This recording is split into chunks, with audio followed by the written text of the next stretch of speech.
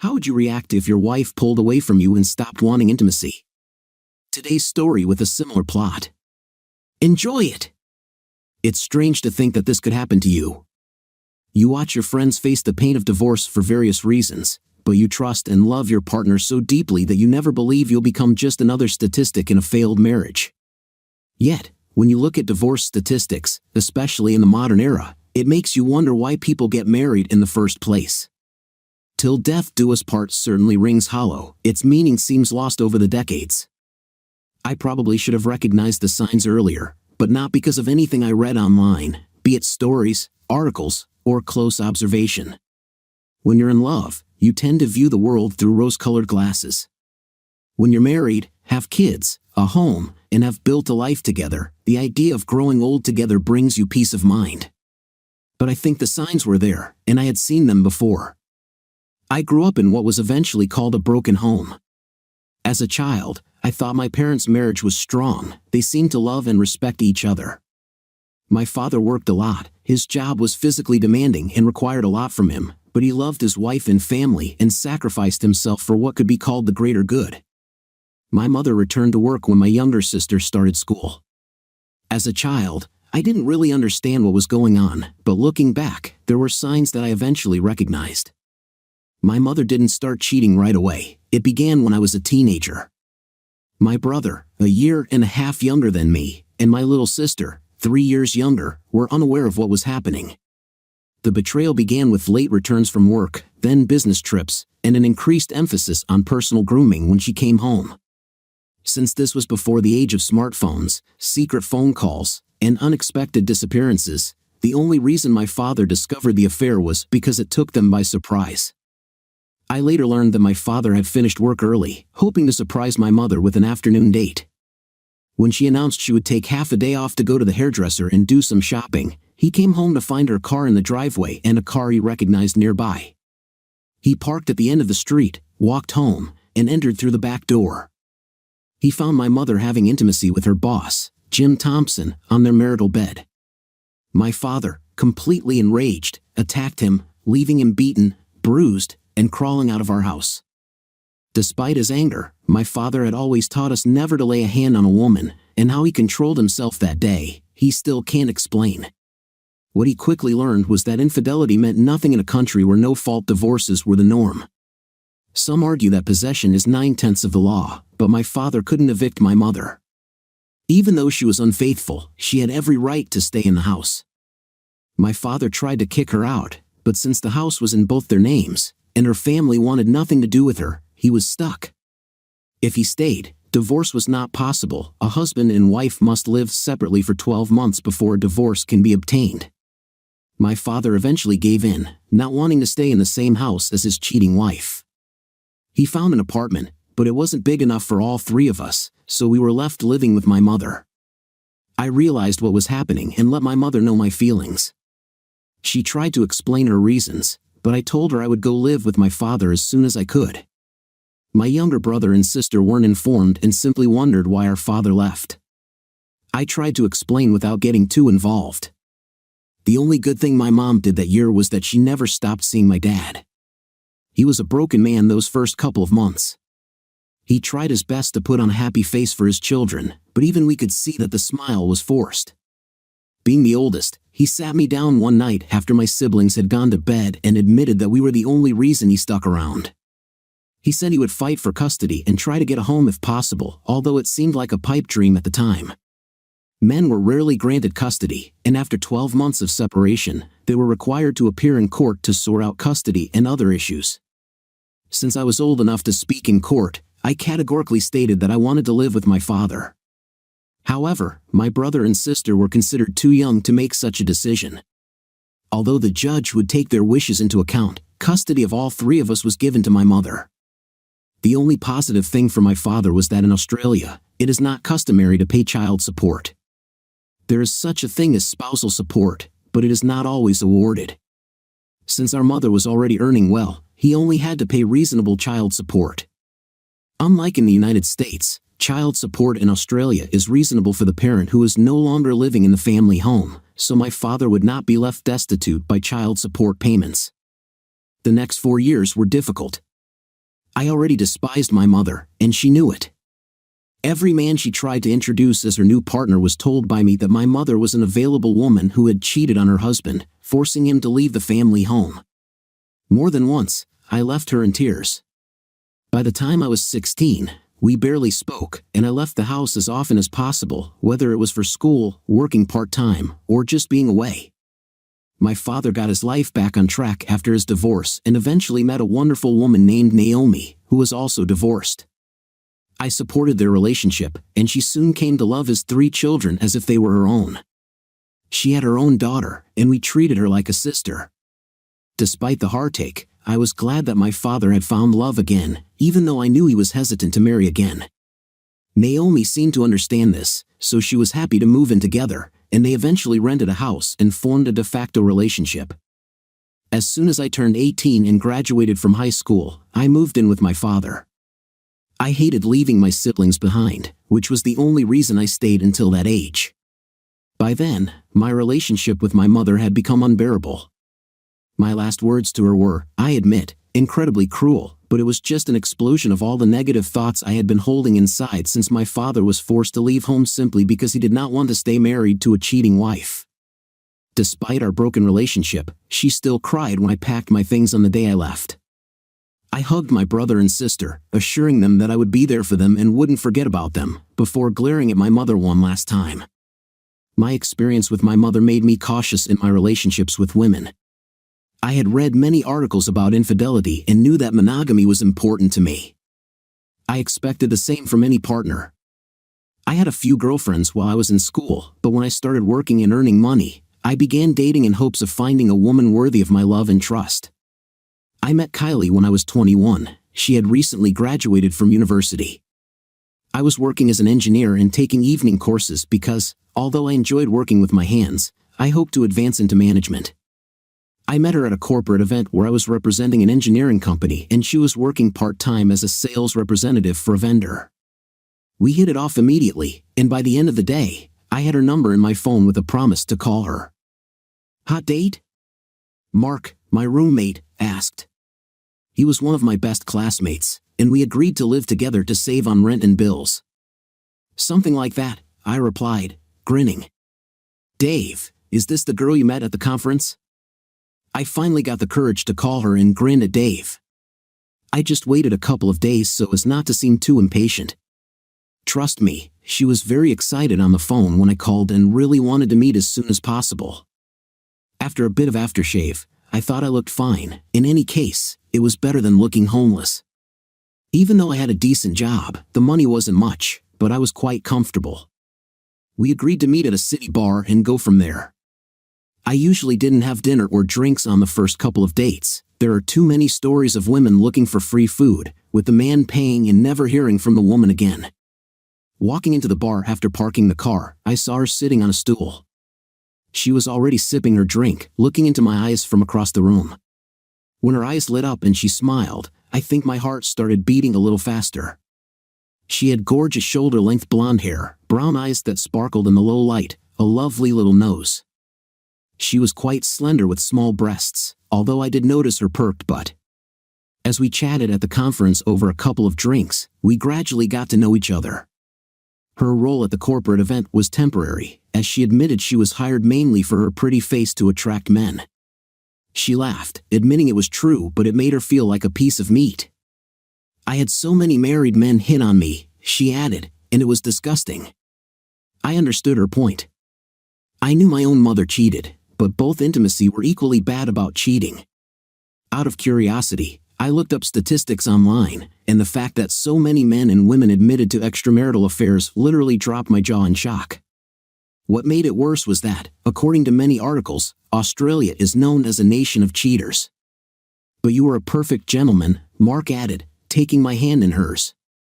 You didn't try to inspect my small breasts or heel point.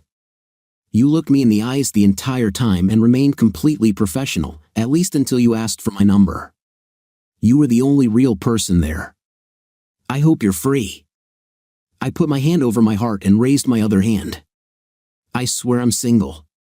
Ask any of my friends. She smiled and squeezed my hand again. Good, because I have a good feeling about you. I've been fooled before. We agreed not to rush things. For the first few weeks, we met for coffee or drinks. It was at the end of the third night of drinks when we kissed for the first time. By then, she knew about my parents' marriage. She hugged me tightly, and for some reason, it made me feel better. When we kissed, I just knew it was right. Meeting her gaze, I had the feeling she was thinking the same thing. Drinks turned into dinner, and a week later, she was already in the apartment I shared with Dave. He had his own girlfriend and spent most of his time with her, so he was often away. A month later, she confessed her love to me. I responded in kind, and a relationship developed rapidly since then. Once she found a permanent job, we began discussing serious issues such as moving in together, buying a house, marriage, and children. By that point, even though what happened to my father was still on my mind, Kylie had completely won my heart, and that was all that mattered.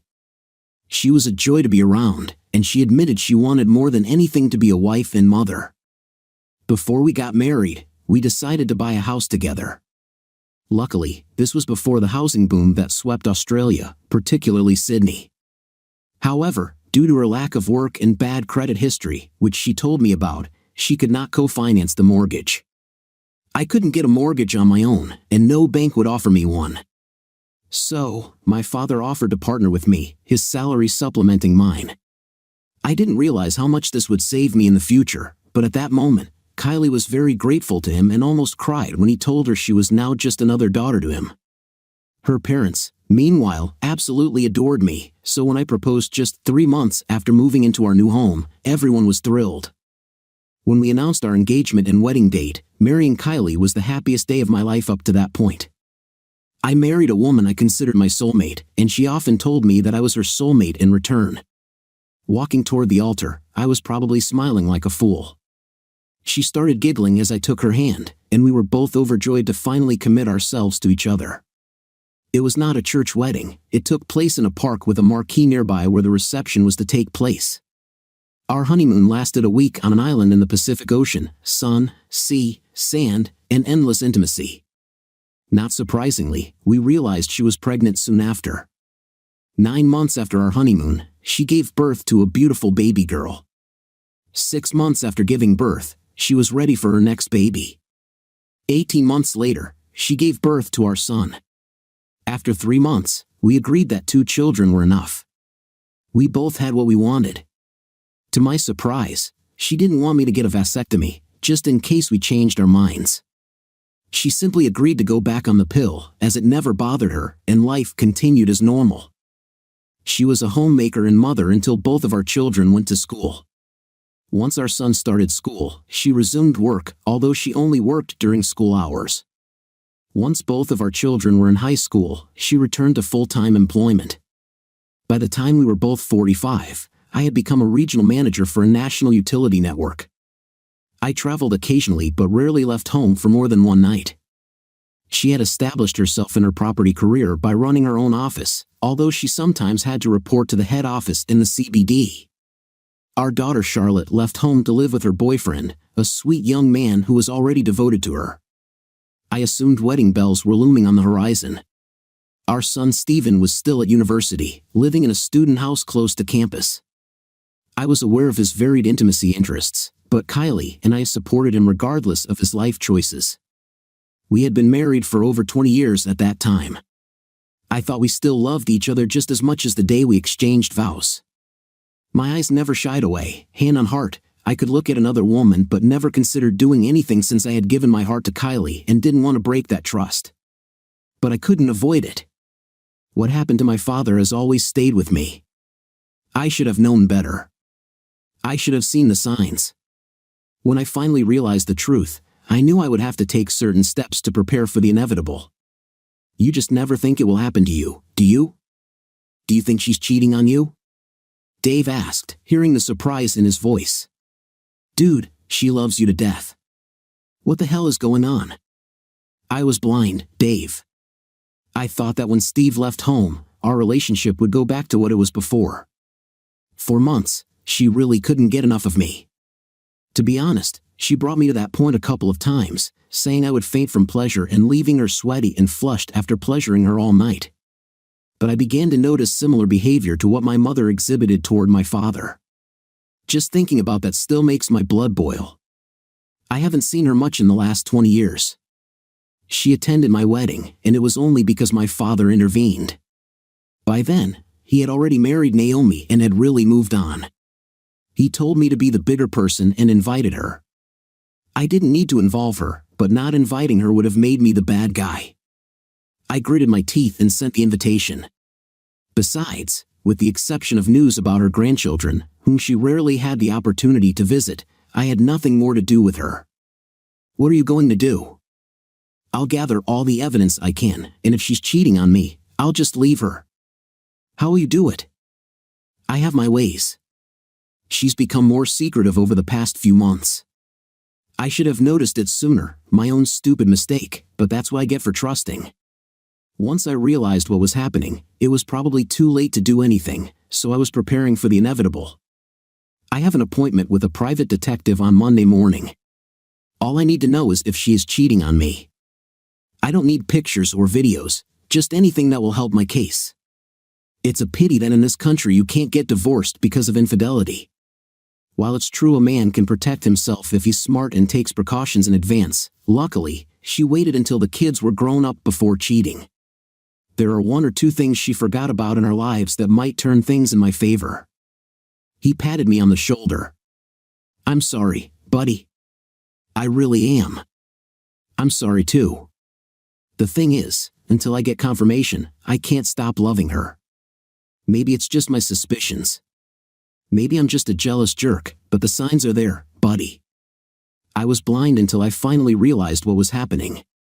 The next morning, I went to my father. Naomi greeted me as usual, asking if she could sit with him while I explained the situation. I had a look on my face that, even though it was only 10 a.m., he put a bottle of beer in front of me and told me to take my time and start when I was ready. I smiled as he took Naomi's hand. They still loved each other as much as they did on their wedding day. The de facto relationship didn't last long before my father wanted her to be his wife. I think Kylie is cheating on me, I said. Naomi screamed. My father muttered, damn, again. I'll hire a private investigator on Monday, but all the signs are there, Dad. The signs you told me about Mom, if she's cheating, then she's definitely read the playbook on how to deal with it. But once I pulled my head out of the sand, what do you want me to do? I grinned. Naomi laughed, though I'm sure it wasn't a kind smile. Dad, I will give you my house. Remember how you were involved in the mortgage agreement many years ago? Kylie never put her name on the property deeds. By law, you and I own this property, and when I leave, it will be considered nothing more than a tenant. I am giving you the house as a gift simply by removing my name from the documents. According to state and federal laws, I can do it for free. What do we do then? I will sign a lease with you month by month. Once I end our marriage, if that happens, you can deal with Kylie. Although she will have some tenant rights due to living in the property for a long time, we will explore how you can legally evict her with a court order if necessary. Unfortunately, due to the plan I have in my head, I will not be present. Have you thought this through, Mark?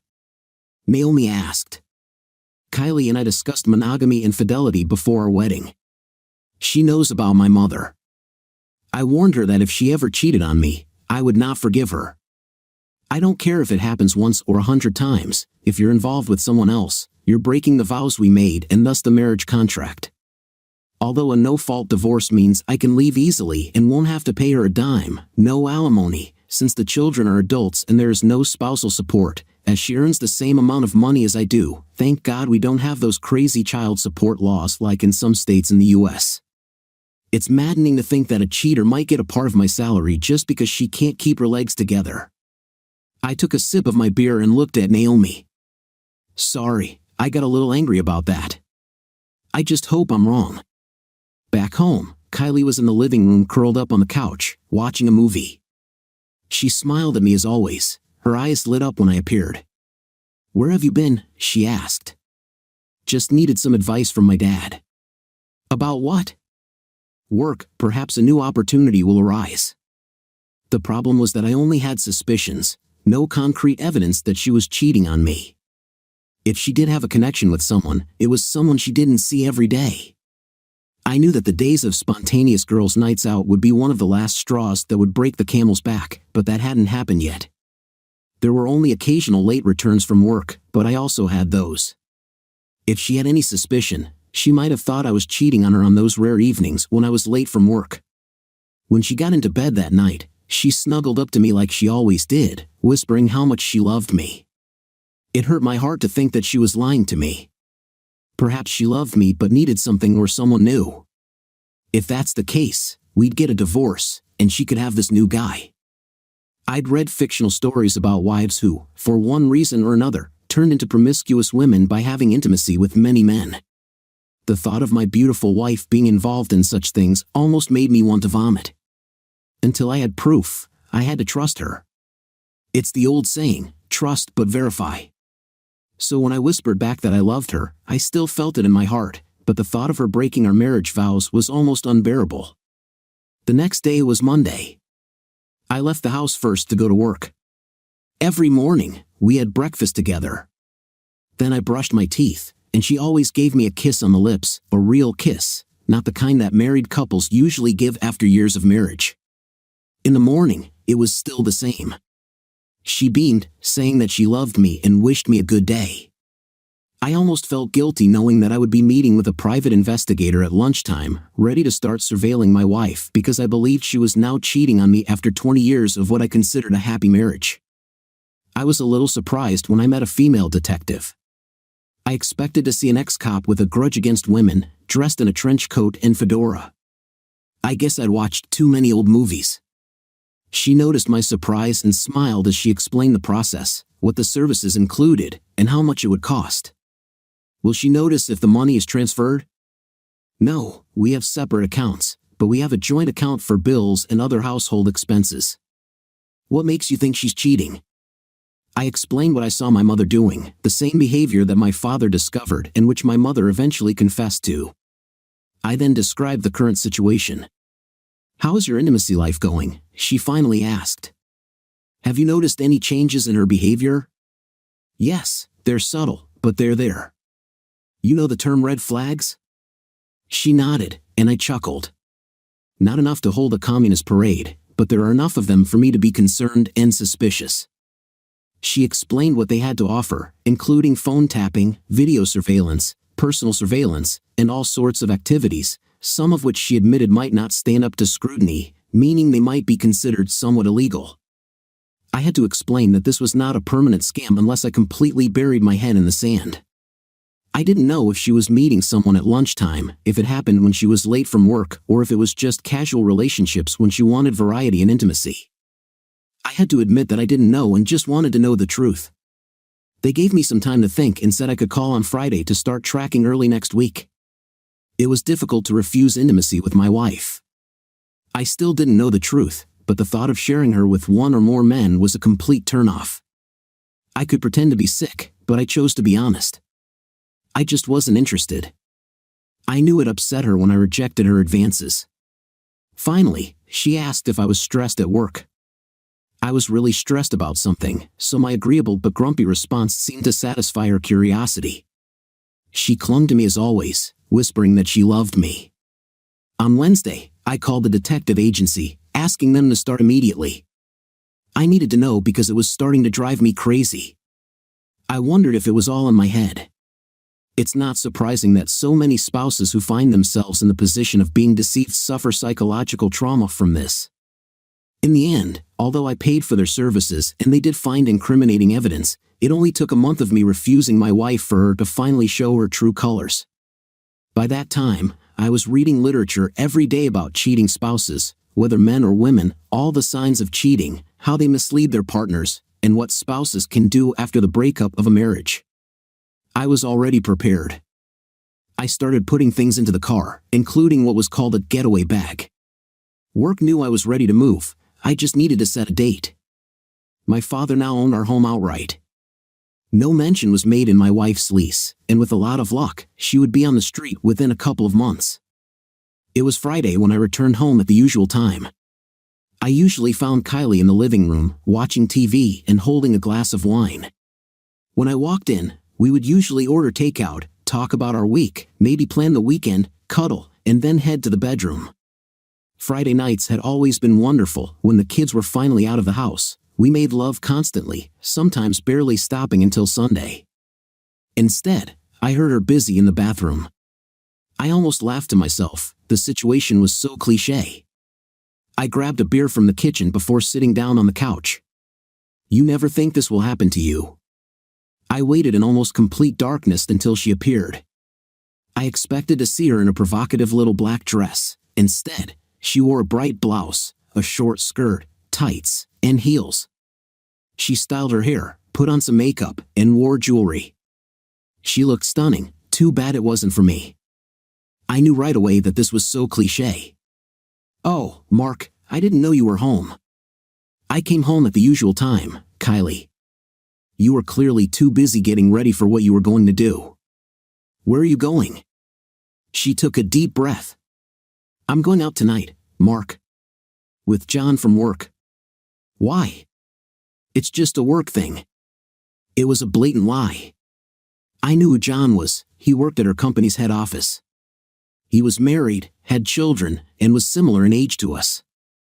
I'm not sure what she expected me to say, but the moment had come when a man simply washes his hands of the situation. If she expected me to beg or plead, she clearly didn't know me at all. She knew my position on monogamy and fidelity. Standing up, she met my gaze as I walked toward her. I stared at her, and she eventually backed down. I smiled as I walked into the kitchen. Aren't you going to say anything, Mark? No.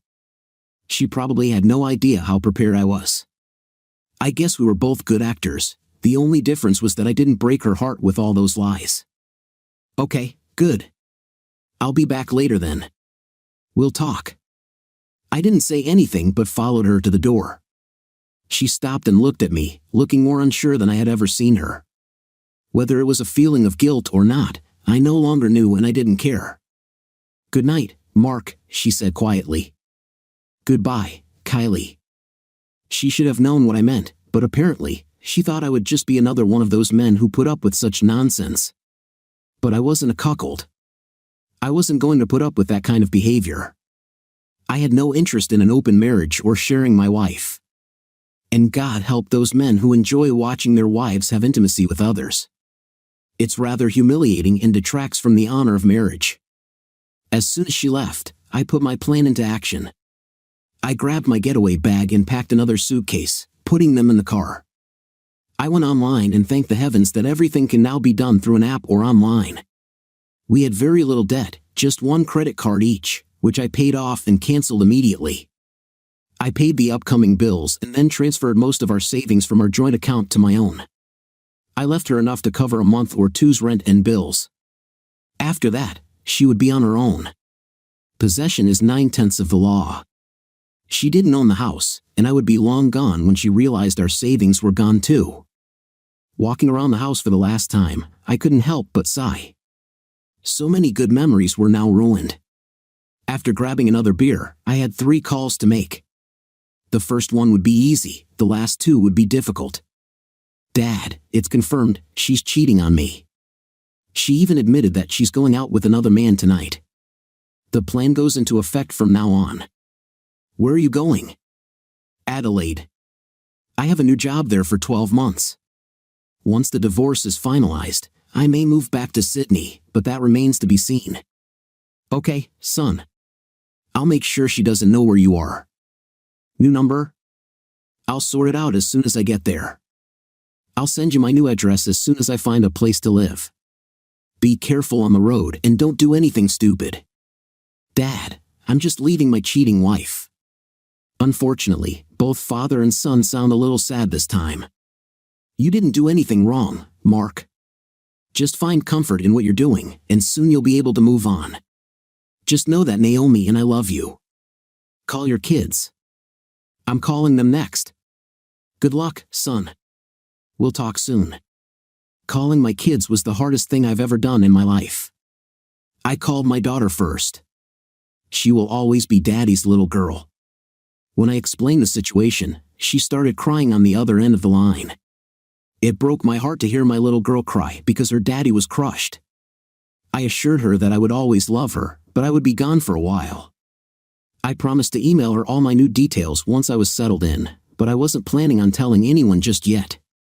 As for my son, he showed the stoicism one would expect from a young man. He called his mother a cheater, and the only question he had for me was what I was going to do about it. I'll find out where he lives and send this to his wife, I admitted. She deserves to know the truth. Besides, I have no desire for revenge. Steve, this is not fiction. This is real life. I'm heartbroken right now, but all I'm going to do is wait for the divorce and then somehow rearrange my life. I'm only 45, 46 when the divorce is finalized. What about counseling? Can she request it? Marriage isn't the same here, and neither are the divorce laws, Steve. You've read too many stories based on the laws of the states. As long as we've been separated for 12 months, I can file for divorce.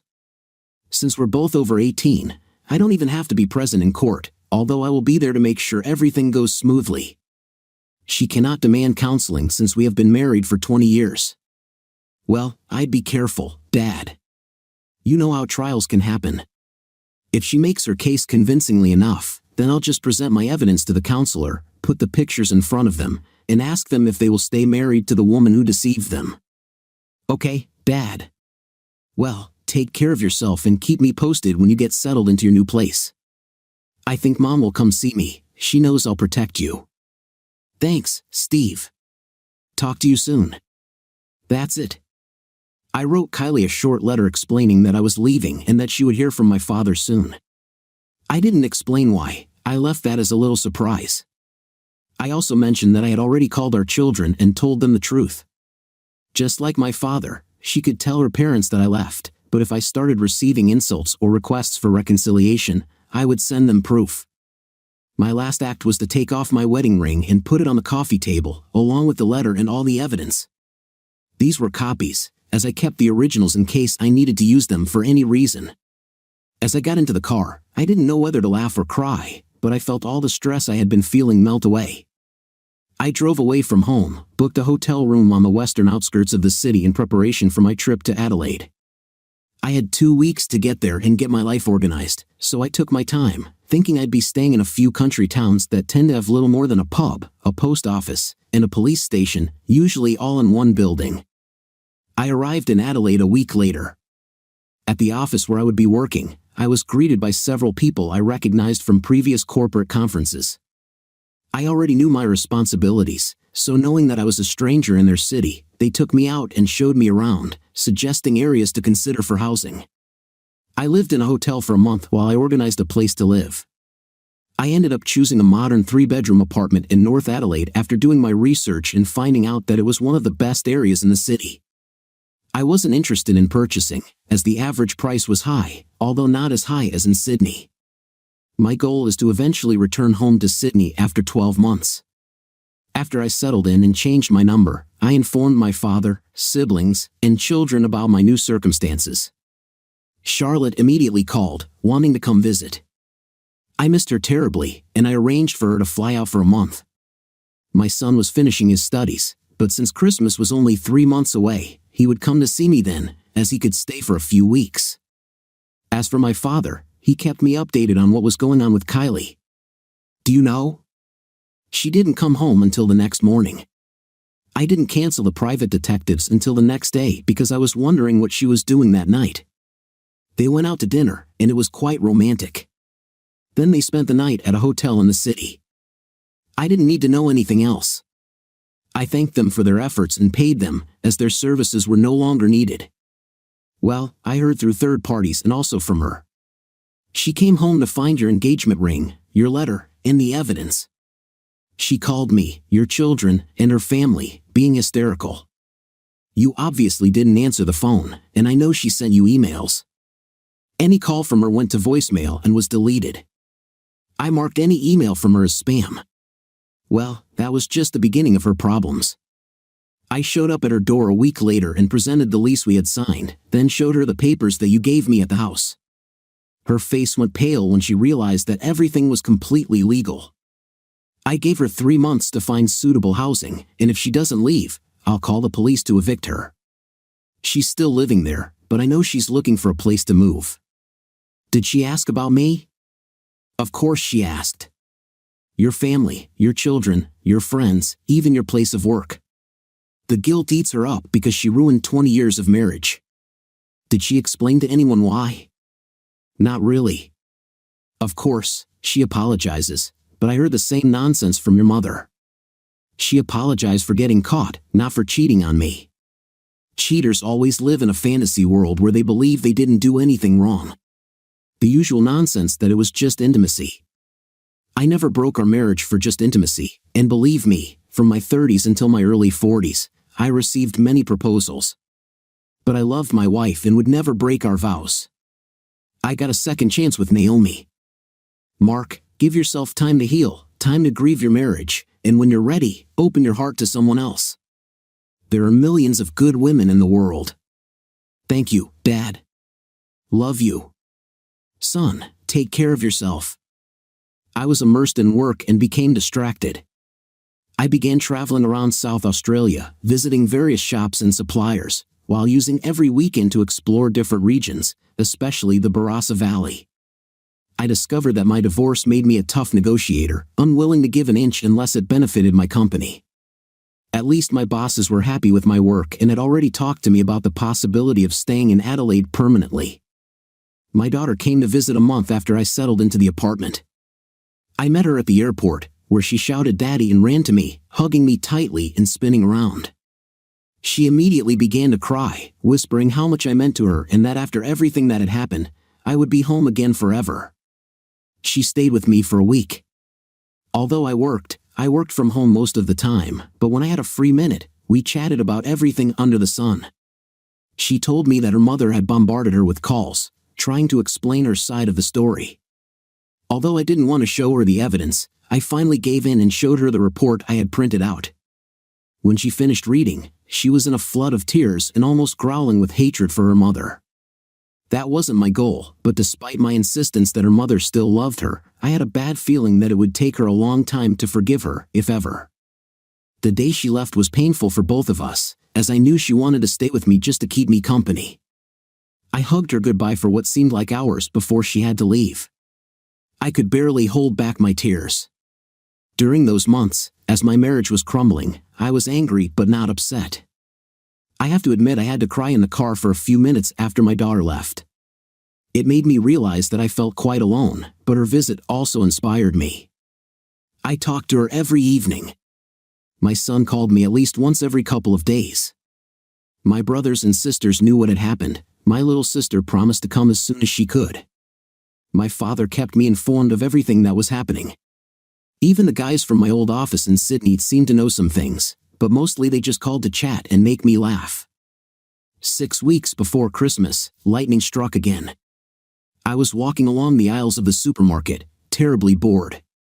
Grocery shopping was always an activity that Kylie and I did together. We made each other laugh, were silly, and it was always a good experience. I was reaching for a bottle of salad dressing, not noticing that a woman was reaching for the same bottle. Our hands collided, and we both turned and looked at each other. I'm sure my jaw dropped slightly when her cheeks instantly turned red. "Sorry," I said. "No, it's my fault. I didn't notice you. Please take the bottle, I can choose something else." "I can't just take it, it's the last one." I don't know where the confidence for the following words came from, but, "Well, take the bottle if you agree to have coffee with me later." I didn't know who she was, her name, or anything, but that touch sparked something in me. Just based on the way she looked, I wanted to get to know her better. I extended my hand. "I'm Mark." She smiled as she shook my hand, noting how soft the skin of her hand was. "I'm Jennifer." "Do you often meet women in supermarkets, Mark?" "No, you're the first." "And are you sure?" "I'm free, if not, I'll cancel my invitation." "If so, I hope you say yes." She was a brunette with hair that fell almost to her shoulders. Her bright blue eyes were hidden behind a pair of thin black glasses that sat on her cute little nose. Her lips were full but real, a face of classical beauty. I didn't know her age. I wanted to appreciate her figure but restrained myself, although I guessed that she was about 6 inches shorter than me. I don't know what she thought of me in response, but the smile suggested that she liked what she saw. "I'd like to have some coffee. Why don't you give me your number?" After I gave her my number, she sent me a message. "I'll finish shopping in about half an hour, then I'll really need to get it all home. But I can meet you in a couple of hours if you want." "Are you local?" "Yes, I live nearby." "What about you?" "Same thing. I hate traveling far just to shop. Tell me where you are, and I will meet you there." As she pushed her cart forward, she placed her hand on my forearm. "See you soon, Mark." I hadn't been on a coffee date in a long time. I heard the bell and met her gaze. I saw pain in her eyes, just like in mine when I looked in the mirror. "I'll text you when I get home and tell you where we'll meet." After rushing through the rest of my shopping, I used self-checkout and literally raced home, throwing everything into the refrigerator or cabinets before showering and changing. Before I left, I sent Jennifer a message asking if she liked the nearby coffee shop that I'd become accustomed to since moving to the area. She responded a couple of minutes later, admitting that she also frequented this coffee shop and wondering if we had seen each other before. I admit I was a little nervous as I waited for her to arrive.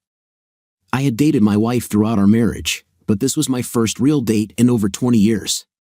She entered, also changed into an incredibly beautiful sunny dress that emphasized her figure. The bright pattern only accentuated her feminine form. Her bust was impressive, and she had beautiful legs. Standing up to greet her, I kissed her on the cheek and was surprised when she briefly hugged me. After ordering her drink, we started getting to know each other better. She admitted that she admired my confidence when I asked her out on a date in a busy supermarket.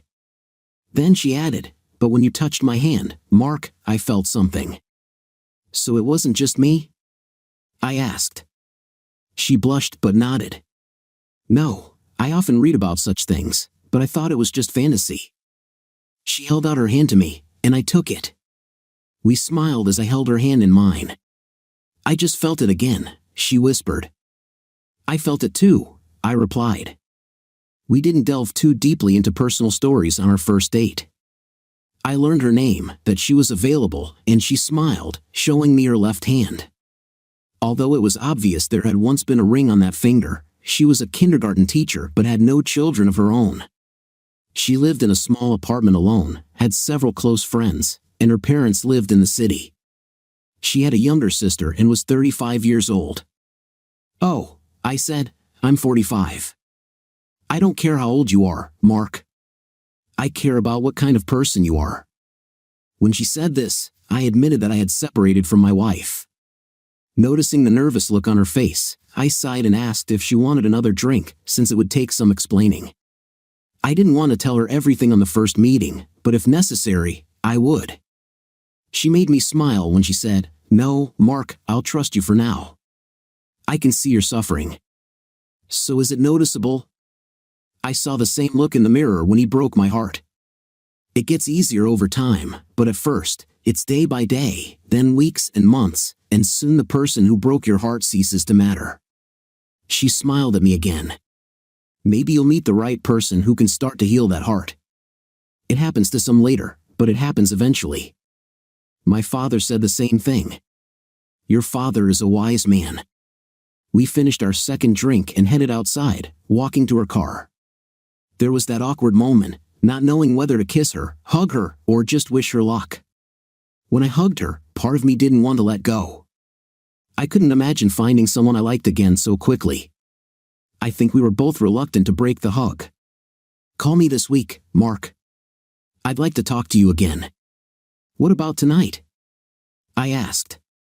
She laughed, and it felt like a blow to the heart. "You can call me whenever you want." I called her that night and then every night. I didn't want to interfere with her regular week as a teacher, but I asked if she would like to go out to dinner on Friday night. When she said she would be glad, I literally danced around the apartment after I hung up. I hadn't felt such joy for a long time. At the conference on Thursday, more than one person commented on my cheerful mood. Everyone knew about my divorce, so they immediately assumed that I had met someone. I didn't want to smooth things over, but I told them that I enjoyed the coffee date and that I would be having dinner with the same lady next Friday. I added that I'm not interested in casual dating. I date one woman at a time. If it doesn't work, I'll try again with someone else. The restaurant I chose had rave reviews online, but I had never been there. It was a casual place, but the food was said to be excellent. Even though it was a casual place, I still wore slacks instead of jeans, a long-sleeve button-down shirt, leather shoes, and some cologne, although I did leave some stubble on. There was a bar in the restaurant, and I smiled when I saw Jennifer already there waiting for me. "Wow," she whispered when we pulled away from each other. "If you greet me like that on the second date, I can't imagine how it would be at the end of the first." The waiter came over to show us to our table. Luckily, we got a small semicircular booth so we could sit next to each other. After ordering drinks, we continued to chat about our week. It was impossible not to notice how passionately she talked about teaching, but when she admitted that she wanted to have her own children, I began to talk about mine. I think we were both slightly annoyed when the waiter came back asking about our order, as it disrupted our conversation. We agreed to split an appetizer and dessert but ordered a main course each. It was surprisingly easy for me to carry on a conversation. I was fascinated by her face, voice, and manners. I'm pretty sure she noticed me looking at her more than once because she blushed every time. The food was excellent, no complaints, and the waiters and waitresses were attentive without being overly intrusive. After dinner, I paid, although she offered to split the bill. Then I asked if she wanted another drink. She agreed immediately, taking me by the hand and leading me to a bar I had noticed online. It was a quiet place, with a man at the piano providing background music. There were more booths, and Jennifer enjoyed a cocktail while I had a bourbon with a mixer. "What happened, Mark?" she finally asked. I told her everything, how we met, our life together, our children, our careers. Then I explained what happened with my father, my relationship with my mother, their divorce, and what I learned. I slowly realized that my wife was doing the same thing. I confessed how I left and what I had done weeks before all this. "I'm still married, Jennifer, but we're separated. I moved here to ensure the divorce went through. I'm not sure if you think what I'm doing is cheating. I won't be offended if you think so, but my marriage is over.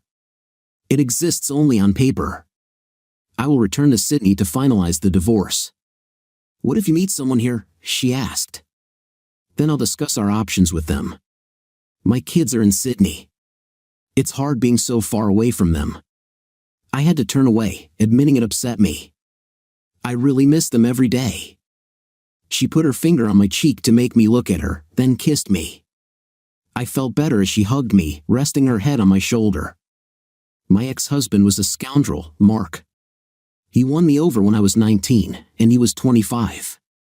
The age difference didn't bother me, but my parents warned me against him. I was in love and didn't listen to them. I didn't see the red flags that appeared within a couple of months. I was surprised that he allowed me to work, but that was all I was allowed to do. Gradually, he isolated me from my family and friends. I had to teach at school and then go home and be his maid and available girlfriend. She paused, and my stomach dropped, knowing that this was only the beginning of the story. Stroking her side, she pressed herself closer to me. "I'm guessing it got worse?" I asked. He began to spank me for any, even imaginary, offense. If I objected, it meant I didn't respect my husband. If I dressed like I was easily accessible or came home late, it meant I was cheating. If I spent money on what I wanted, it meant I was financially irresponsible. He never said anything positive. He was a sea of absolute negativity. "I can't imagine wanting to say anything bad about you, Jennifer," I said quietly. I knew I had to get away.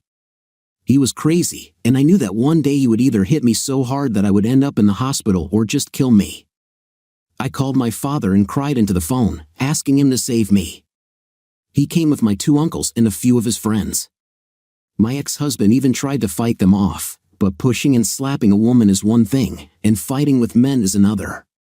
My father knocked him out with one punch, and then they tied him up in a chair while they helped me pack. We immediately went to the police and got a restraining order against him. I got divorced 7 years ago, and he doesn't know where I am. "I barely know," she said, looking at me. "I met someone, Mark. I was afraid for a long time. She raised her eyes, looking at me. And then I met you. I had feelings that I hadn't had for so long. I never felt them for him. She was driving the car but couldn't control it, so I offered to take her home. As I pulled up to the apartment complex, I realized that this was the same complex I had looked at before choosing my current place to live. After ushering her inside, she opened the front door and hesitated. I made the decision for her, pulling her closer and kissing her again. I had a wonderful evening, Jennifer. I'd love to do it again next week, any night you choose. I'm a pretty good cook, so if you want to join me for dinner, tell me the day and I'll bring something too. I'm a good cook too, she smiled as she replied. Well, I'll cook first, and then you cook for me, and we'll compare. What day? I asked. Wednesday, Mark. Although I expect your usual evening call and lots of messages, she said, kissing me again. Play your cards right, and you might even get a surprise or two in the message. What are you doing tomorrow? Nothing. Why don't we go to the beach? You just want to see me in a bikini, she teased, her eyes lighting up. I'm curious what you look like in little swim trunks. Just text me when you can pick me up. I kissed her again and somehow managed to force myself to head towards the stairs. When I got home, I heard my phone ring a couple of times but didn't open it until I was inside and sat on the couch with a beer in my hand. Hi, Mark. I had a wonderful evening, she texted. Hi, Jay. Part of me wanted you to stay with me tonight, but I don't want to rush things. I don't want to rush things either, I replied. When you're here on Wednesday night, bring a change of clothes. I want you to stay, but it's too early for anything more than sleeping in the same bed. I'm tired of sleeping alone, Jennifer. Me too. I'm already in bed. It's a big bed, but it seems empty. I didn't feel this until I met you. I'll pick you up at 9 a.m., first breakfast and then to the beach. What's your favorite color? Usually blue. The woman is wearing either black or red. I have the perfect bikini for you. See you in the morning, Mark. Sweet dreams, beauty, I replied, her last message ending with a heart. Arriving at her apartment the next morning, she called me upstairs. After knocking on her door and hearing her call me inside, I was greeted by her in a rather tight t-shirt and shorts. Hands on her hips, she smiled at me. What do you think? Do you have a broom? I'll have to keep all the men away. Her smile widened before she disappeared, returning in a t-shirt and shorts. After packing my bag, I put it in the trunk of my car next to hers and took it to a cafe near the beach for a simple but satisfying breakfast. By the time we were ready to sunbathe, the beach had already started to fill up. Jennifer, are you implying that you like this? I whispered in her ear. You have strong hands, Mark, and it feels very nice, she responded, her soft hands sliding down my back, her chin eventually resting on my chest, her breasts pressing against me from behind. As she hugged me, I turned to kiss her, and she was soon underneath me. I eventually broke the kiss as there were families nearby. Resting on my towel, she continued to lie on her stomach, her eyes covered with sunglasses but the smile on her face unmistakable.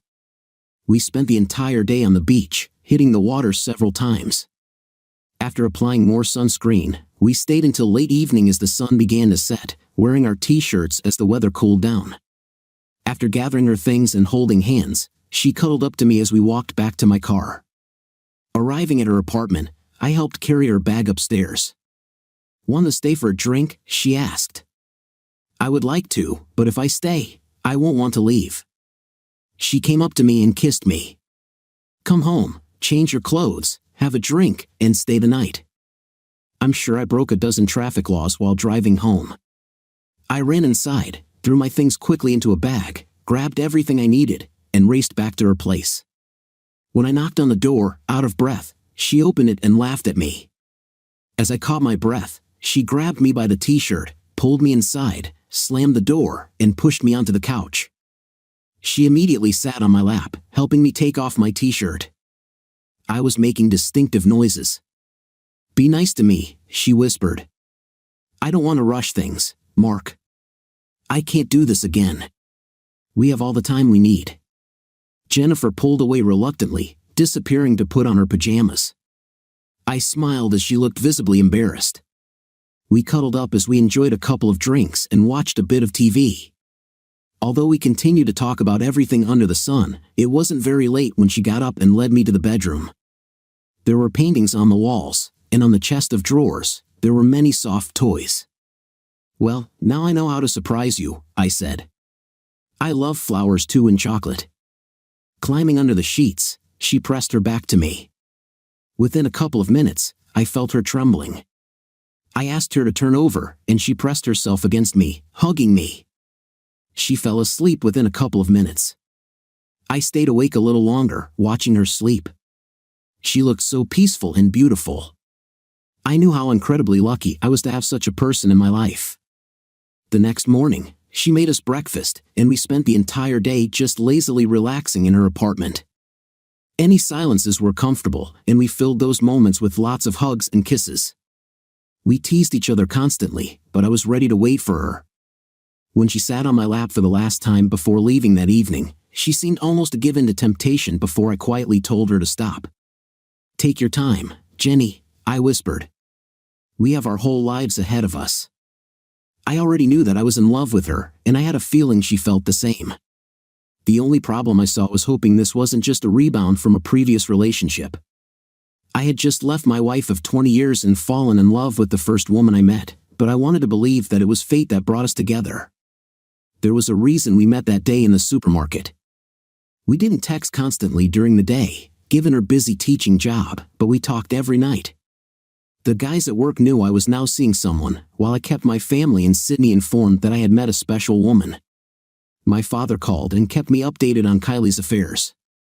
It turns out she was on the verge of moving out but was still trying to find me.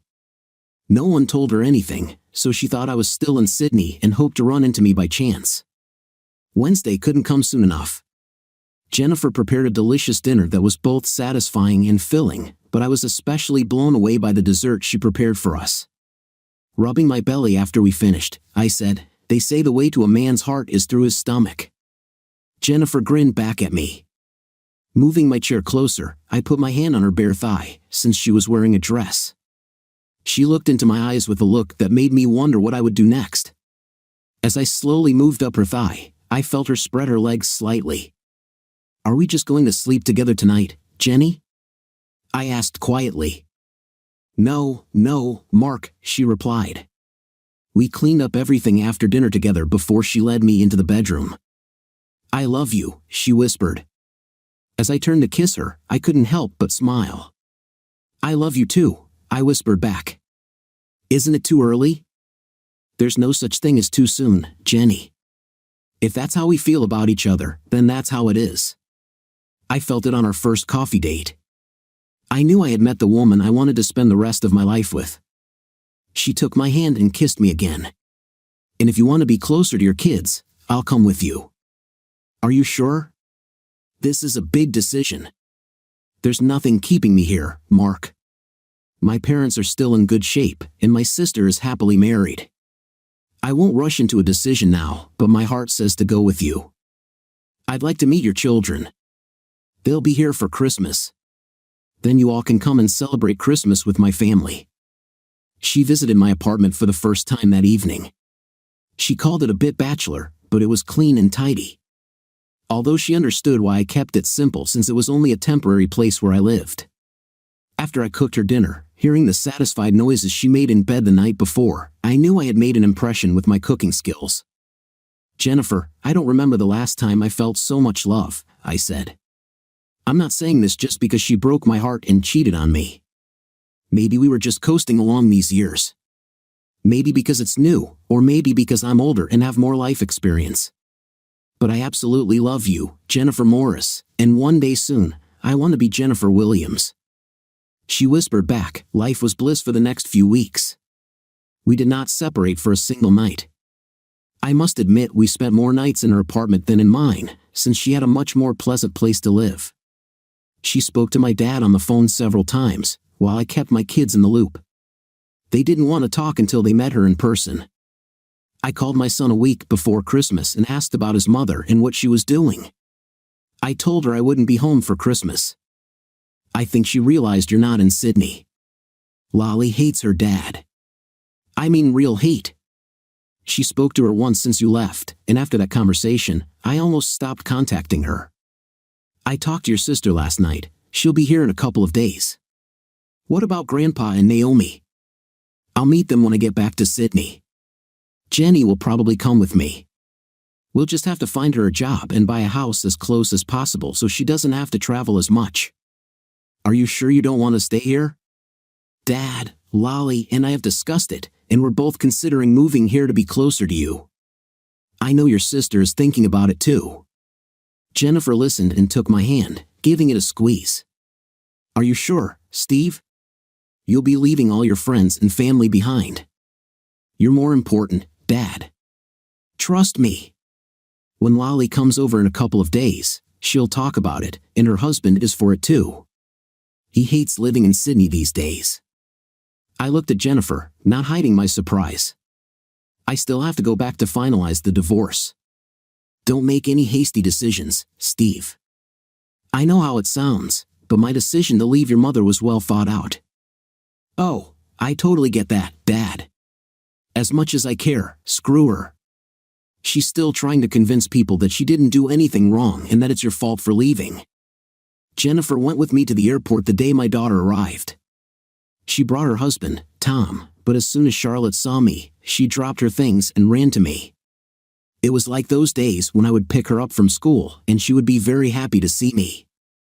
She cried again for a few minutes, and when I introduced her to Jennifer, they both soon burst into tears. Tom and I looked at each other and shrugged helplessly.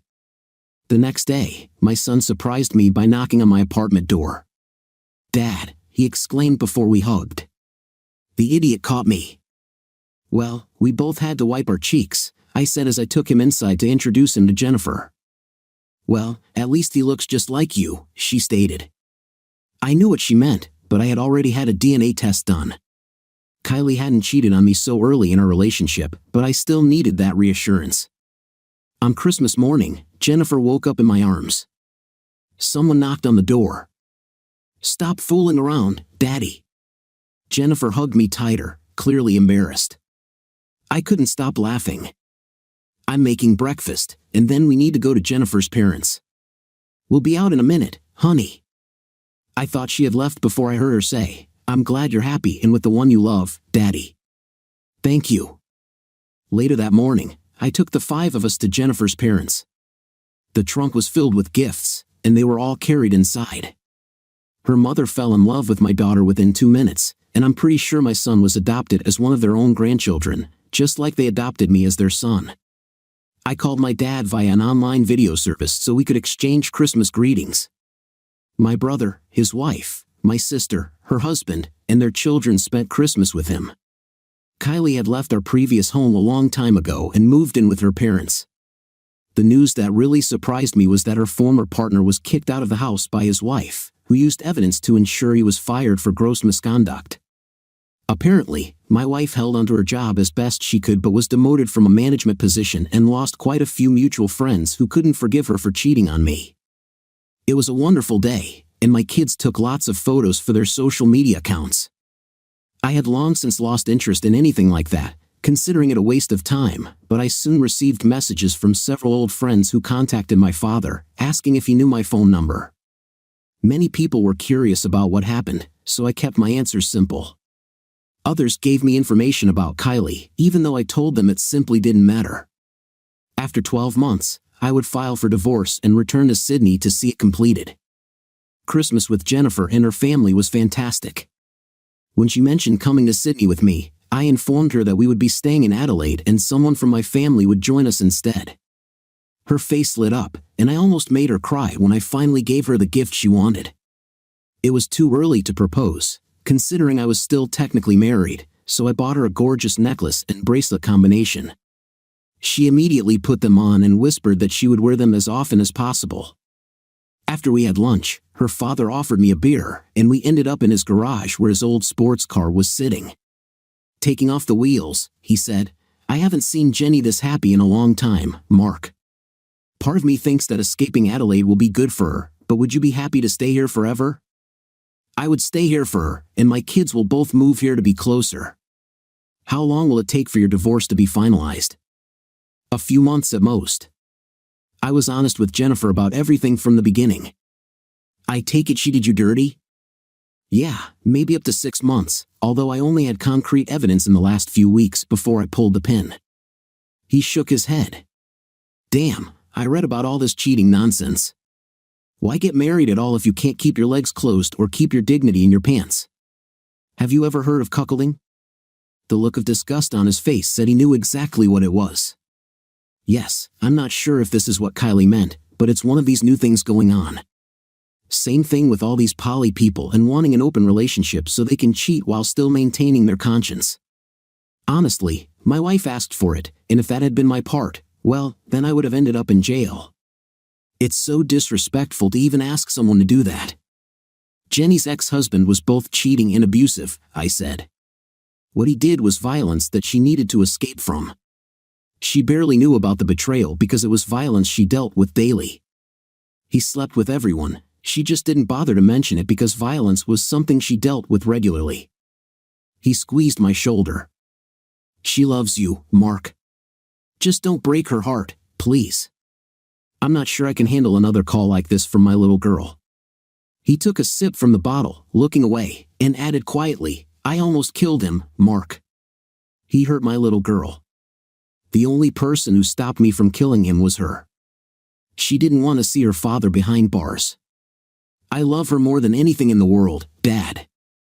He smirked, already calling me son. I have suffered greatly myself, so we both carry wounds in our hearts and souls.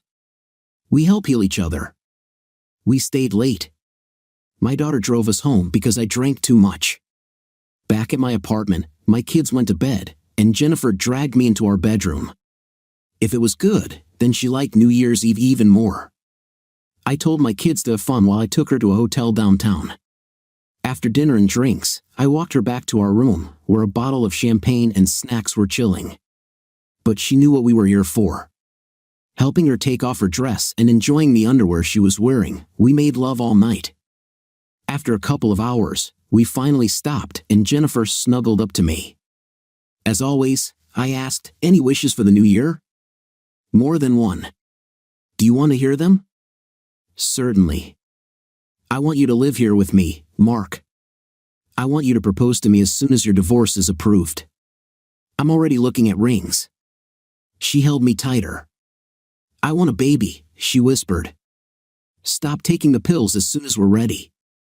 She looked at me in surprise, and I couldn't help but smile.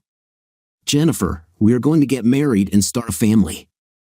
I'll stop taking the pills in the morning of the day we decide to start trying, although I'll need to talk to my doctor about it. I'll let you know when I'm fertile. My children left a couple of days later. I hated leaving them, but once I explained that I would probably stay in Adelaide if they joined me, they promised to start looking at their options. I called my father and told him the same thing. He advised me to make the best choices for myself, but mentioned he was happy where he was with Naomi. He would definitely come see me when he could. The next few months were blissful.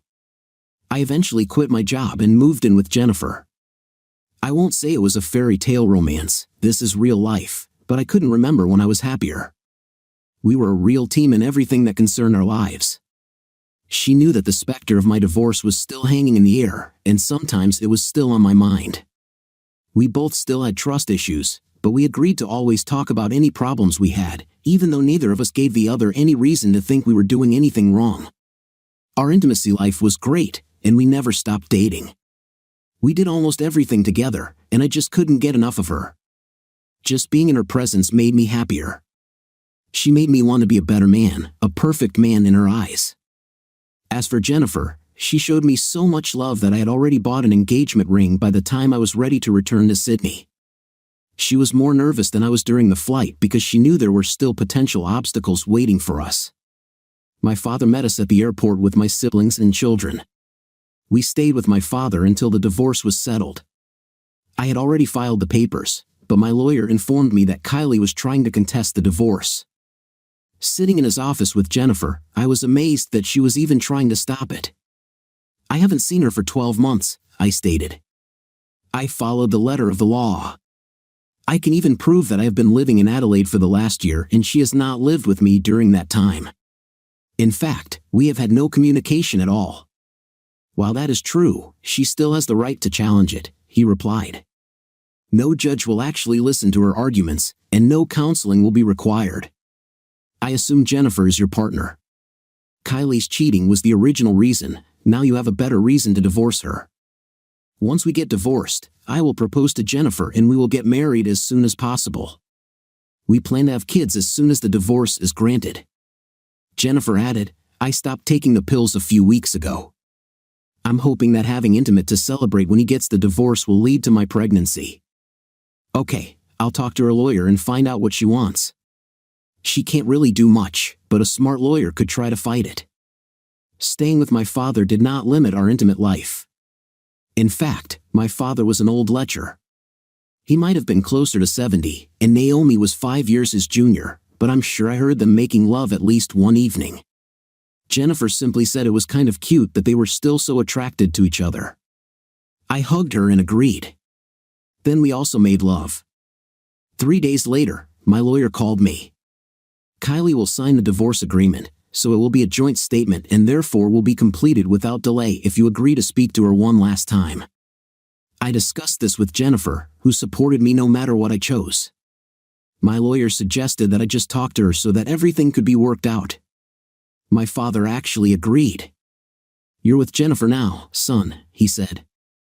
"You're going to get married, start a new family, and your kids will soon be with you in Adelaide. Are you still mad at her?" "Not really. I'm moving on." "She probably isn't. It's her own fault, and I understand why you don't even want to see her. But let her have her say, and then just leave it behind." "Okay, I'll talk to my lawyer and ask him to sort everything out." The next week, we found ourselves at the courthouse. My lawyer explained that once the meeting was over and Kylie signed the documents, the judge would be ready to sign off on our divorce, and I would be a free man. 1 month and 1 day after the judge ruled on the divorce, I hadn't seen Kylie since the night she went on her date. She was waiting in the room as Jennifer and I approached. My lawyer explained that Kylie was inside with her lawyer, and no one else was there. Taking Jennifer's hand, I led her and my lawyer into the room. Kylie looked up in shock to see me walking in with another woman. I barely looked at her as I sat Jennifer down in the empty seat, pulling it out and checking to see if she was comfortable before I sat down in the middle with my lawyer to my left. Taking Jennifer's left hand in my right, I made sure our hands were on the table in plain sight. She added to this by moving her chair as close to mine as possible, resting her head on my shoulder. I finally looked at Kylie. To be honest, she looked like crap. I'd heard often enough that life hadn't been easy since I left her. I had no sympathy. She made a choice that cost her everything. There was no communication with my daughter at all. Our son hardly spoke to her. My entire family cut off all contact with her, and from what I heard, even her own family was disappointed but felt they had to take her in when my father kicked her out of the house. "Okay, Kylie, have your say so we can end this divorce. I have a life that I would like to continue. You are the past to which you firmly belong." "Who is she?" she asked quietly.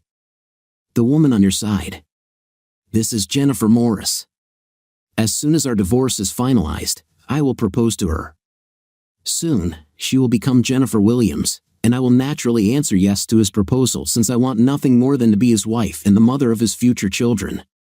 I smiled for a moment, although I didn't take my eyes off Kylie. "Once she says yes, we will organize a simple wedding ceremony.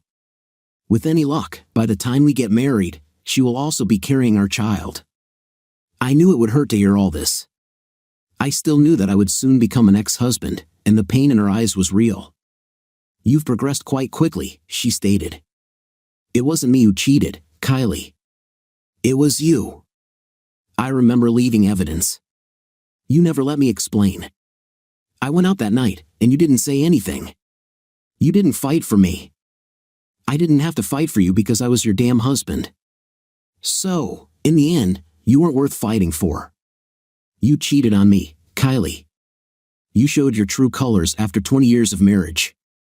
Remember our conversations about monogamy and fidelity? I warned you that if you turned out to be like my mother, I would leave without hesitation. You just made my decision easier. I won't answer that question because it's not true. Your only regret is that you got caught, not that you proved our marriage was nothing more than a damn scam. And you're worthless, just like my own mother." Her lawyer cleared his throat. I looked at him fiercely. "If you don't like what I say," she wants to talk. "Okay, I also have the right to speak. I was mistaken. Betrayal is not a mistake, cheating is a series of decisions you made. It was just intimate. Here it comes, a phrase many use to justify their decisions. Sorry, but most people associate intimate with love, and considering you were my wife, I should have been the one you had intimate with, not some creature you work with. We discussed this before our wedding, Kylie. I warned you what would happen if you cheated on me. The thing is, you forgot that my mother cheated. As soon as I pulled my head out of my heel point, I realized what you were doing. So, it was just collecting evidence. If you had said no that night, would you still have left? Yes, I would have left anyway. I wouldn't have left the same way, but what you did that night was so disrespectful that you deserved everything that happened after. You took all our money. Consider this compensation for 20 wasted years." I stopped and shook my head. "No, that's not entirely fair and not entirely correct. You gave me our 2 children. It wasn't wasted. I also made sure they were mine." This upset her. "I never cheated on you." "Then no, you just became an easy girl. Later, you sold our house." "No, I gave it to my father. It's still in his name, and he's renting it out. He already told me he'll sell it and give me most of the money so I can buy another house where I live now. You didn't even give me a chance, Mark. Because you don't deserve it, Kylie. Where do you live now? It's none of your business. I don't want you to know this information. The day I left, you stopped being important to me. Our children have grown up and can choose who they want to be with on special days, be it birthdays or holiday periods." She fell silent because she knew that nothing she said would change my mind. "Just sign the papers and move on," Jennifer stated. "He hasn't seen or spoken to you in 12 months. He's moving on. He loves me, and I love him. We're going to get married, have our own family, and grow old together. You threw it all away." I held Jennifer, whispered that everything would be fine, and that I would never let her down. "He owns my heart, and I know that I own him." "I didn't mean to," Kylie said, meeting my gaze with tears. I kept my face still, tears wouldn't work on me this time. "I still love you, Mark." "Good for you," I replied coldly. The tone made her almost jump. "I don't hate you anymore. Don't be fooled by the cold tone. I just don't care about you. You stopped being my problem the day you let another man touch you." We sat in silence until her lawyer finally cleared his throat. "Kylie, it's clear this isn't going anywhere," her lawyer said. "Just sign the papers and end this farce. He's made it clear he's going to get married again. No judge worth his salt is going to stand in the way of that. Your marriage is over. Your children have grown up, and you have no more common assets. It's all over. Sign the papers and move on." He took the papers out of the folder and placed them in front of her, offering her a pen. Kylie met my gaze, and at that moment, she began to cry. I knew her well enough to know that she was genuinely upset. Rubbing her cheeks, she took the offered pen with a trembling hand and glanced at the documents. At the bottom, she signed and dated the papers. "Is my presence necessary in court?" I asked my lawyer. "No, Mark, you can go. You will receive the divorce order in the mail." "Great, then we're done here." I got up, and Jennifer took my hand as I led her out of the room. "I'm sorry, Mark," I heard Kylie cry. "I will always love you." I appreciated the apology, even though it meant nothing more to me. It was too little, too late. As for those last 3 words, I'm sure she still loved me, but I didn't care. The woman I loved was currently holding my hand, and in a month and a few days, she would become my bride. Walking outside and down the street, my dad, Naomi, Steve, and Charlotte were waiting for us at the coffee shop. With a gesture of my head, I indicated that we were moving on to the nearest pub as I wanted a drink. After purchasing a round of drinks, we sat down at the table, and I recounted the conversation. They smiled as Steve admitted that he probably talked more, saying everything he wanted to say. "How did she look?" Charlotte asked. "Like crap," I said. "Definitely looked older than her age. Definitely worth the upgrade." Jennifer whispered in my ear, "Did she sign the papers?" I nodded. We clinked glasses and drank beer. "I went through the same with your mother," Steve said.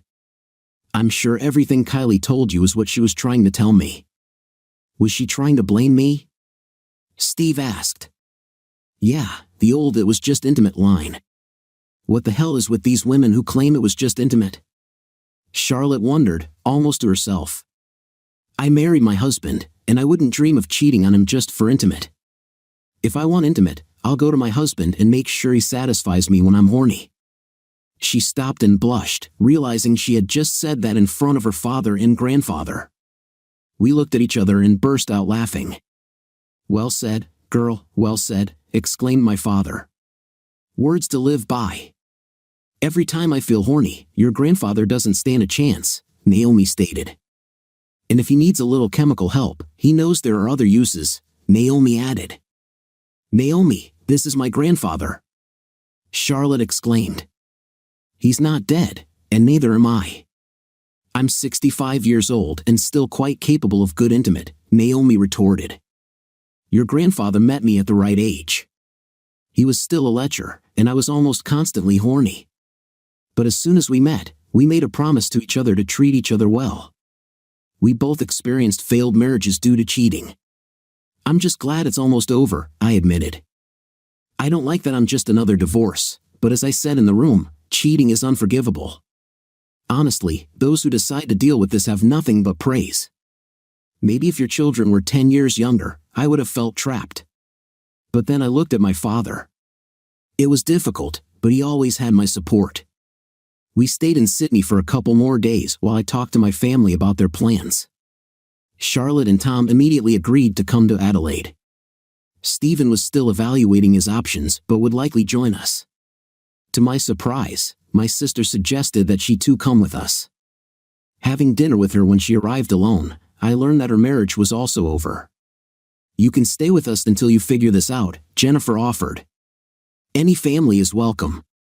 You're my family now, and my family is yours now too. I'm selling a house here, and we'll make a lot of money from it," I added. "House prices in Adelaide are much more reasonable than here, so we're going to buy a bigger property with rooms to fill with little people," Jennifer suggested, taking my hand and placing it on her stomach. "Soon I will be carrying our first child." "How many children do you want, Mark?" she asked. "As many as you want, Jenny. I love being a dad." A month later, I received the divorce order, which stated that my marriage to Kylie Daniels was officially dissolved, since she did not keep my family name. I never heard from her again, but through the grapevine, I learned that she left Sydney 6 months after our divorce was finalized. From what Stephen told me, as he was the only one still speaking to her, she headed north to Queensland to start over. After that, I stopped asking, and Stephen stopped telling me, because I no longer cared what she did. 2 days after receiving the divorce order, I proposed to Jennifer on the beach in front of our families. She could barely say a word and nodded as I placed the engagement ring on her finger. 6 months later, we got married on the same beach, as our new home was just a few hundred meters away. As she walked toward me in her wedding dress, my future wife simply beamed, and her father walked her toward me. Taking her hand, none of us could stop smiling. Turning to face the guests, I began, "Dearly beloved, we are gathered here today. I'm a year away from retirement, and life couldn't be better. Jennifer and I have been married for almost 20 years, and today we are as happy as the day we met, our first date, our first love, all these first events leading up to our wedding day." 6 months after returning to Adelaide from a trip to Sydney, my daughter and son were living in Adelaide. My daughter is still married to Tom, and I have 3 grandchildren. My son is married to a wonderful man, and they have adopted 2 children. My father and Naomi joined us in Adelaide a year after the divorce, where he lived for almost 10 years before passing away peacefully in his sleep. Naomi was heartbroken, and the first thing we did was insist that she come live with us. She resisted for a while until she realized our house was huge. We eventually built her a granny flat so she could still be independent. My sister joined us in Adelaide almost immediately after her husband left, taking her children with her. Like her brother, she was a victim of betrayal, and he did not fight her when she took his children. We found her a place to live, and after she had been with us for a couple of months, she eventually married one of my colleagues and good friends. They were happily married for 15 years. My brother stayed in Sydney, and he was the only one who kept in touch with our mother. When I was 60, I learned that she had passed away. Having had no relationship to speak of with her for nearly 40 years, it was difficult for me to feel any grief upon learning of her death. Jennifer suggested that we still attend her funeral. It was about getting closure, so we all flew to Sydney to attend. I was surprised to learn that she had remarried and adopted her husband's children as her own. They weren't shocked to learn of our existence, but they were surprised that she hadn't admitted to being completely estranged from 2 of her 3 children. We could have explained why we broke up, but the funeral was not the right time. We simply stated that we had come to pay our respects before returning home. With no family left in Sydney, within a year, my brother joined us in Adelaide. As for Jennifer and me, we ended up having 4 children, 2 boys and 2 girls. My older daughter and son were thrilled to have siblings and were happy to look after them, even though Jennifer and I went out often. But we remained deeply in love, always communicated, never went to bed angry, and our intimate life remained as vibrant as it was the first time we slept together. I look back on my life and the time of my divorce, and I'm sure there are those who would have preferred I go scorched earth on my ex-wife. But what would be the point? Leaving without a word actually hurt her a lot more, nothing but silence on my part for a year before I came back just to make sure the divorce went through. She knew my thoughts about fidelity and broke the contract. As for those who believe in reconciliation, I also cannot agree with this. If your wife cheats and you find the strength to forgive her, then it is your fault. But trust has been damaged, and can it ever be fully restored? I don't believe this is possible. You will spend the rest of your life suspicious and resentful, and divorce is likely inevitable. Instead, I took a path I didn't often travel. There was no real revenge, at least not to the point of burning everything to the ground, but there was no chance of reconciliation. I just left and decided to move on with my life without Kylie. I found Jennifer, my only soulmate. I still maintain that meeting in the supermarket was fate. I'm not religious, but I'm pretty sure there are old world religions that talk about gods of fate. Are you ready, Mark? I turned around and saw my wife looking absolutely gorgeous in a stunning red ball gown. What made me smile was that she lifted the front to show me that she wasn't wearing panties. "It's yours tonight, lover," she whispered. "What about now?" I asked as she approached me. She stopped and leaned down to kiss me. "I see the old magic is still there. Have you heard from the children?" "They're either on their way or about to leave," she replied. "And the young ones?" "Everything will be fine without us here for the evening until they burn the place down, so we have time to fool around." She smiled at me, pressing herself against me as I held her tightly to my body. "I love you, husband. I love you, wife. Many more years of happiness, I hope so. Well, maybe we have a few minutes to make love before we have to go. I'll tell the kids we're going to be there for a while, they'll understand why." "Damn it, we're just going to be late," she was making distinctive noises. I still can't say no to it after all these years. At least this old man still has it. What do you think of this story? Did you like the main character? I liked him. Write your opinion and stories in the comments, it's important to us. Thank you for being with us, see you again.